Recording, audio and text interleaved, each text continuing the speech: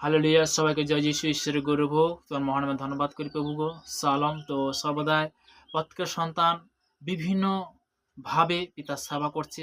তো তেমনি বলতে কি ঈশ্বর সবাইকে সুন্দর রাখুক, সুস্থ রাখুক, সুরক্ষিত রাখুক। তো তেমনি বলতে কি আমি প্রার্থনাতে যাব।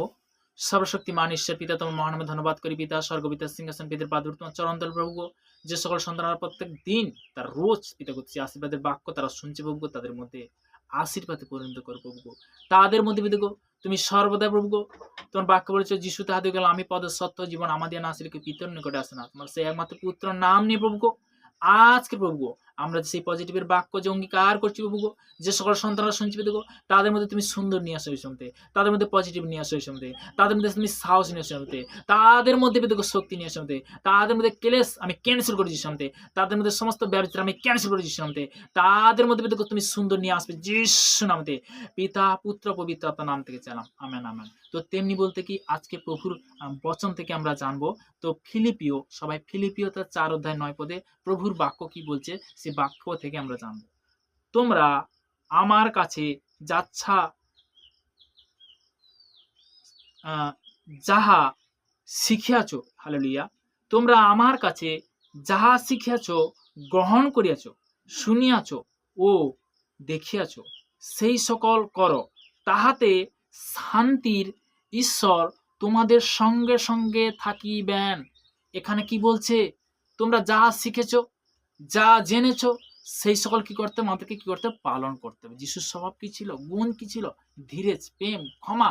তো তেমনি বলতে কি তার গুণ নিয়ে, তার স্বভাব নিয়ে যদি আমরা চলি, তো তেমনি আমরা স্বর্গ রাজ্যে প্রবেশ করতে পারবো। আমরা কখন? যখন তার সেই পবিত্র বচন অনুসারে যখন চলবো। হালেলুয়া।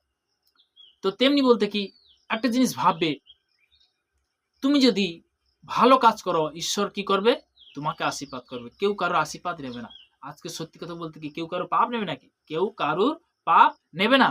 তুমি যে কি করছো না করছো একমাত্র তুমি জানো। আমি অনেক আগে কিন্তু বাক্যটা আমি শেয়ার করেছিলাম, গীত সংগীতা তার 51 অধ্যায় তার 3 পদে প্রভুর বচনে কিন্তু আমি অনেক আগে শেয়ার করেছিলাম। তো তেমনি বলতে কি 3 পদে কি বলছে?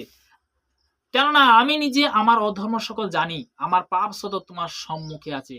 তুমি জানো কি পাপ করছো না করছো, একমাত্র কি সৃষ্টিকর্তা যিনি তিনি জানেন। কেউ কারোর পাপ নেবে না। তুমি হয়তো হয়তো মানুষের বলতে কি যে হয়তো চোখ দেখাতে বলতে কি তুমি তার সামনে ভালো বলছো কিন্তু পিছনে কি বলছো,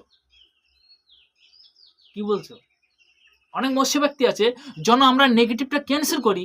পিতার বাক্য বলতে কি হে ভরিশ্রান্ত ভারাক্রান্ত লোক সকল আমার নিকটে এসো, আমি তোমাদেরকে বিশ্রাম দেবো, আমার প্রভুর বাক্য বলছে। তো তেমনি বলছি বাক্য অনুসারে বলতে কি তার কাছে ফিরে এসো, তোমাকে সেই পথ দেখাবে, সেই রাস্তা দেখাবে।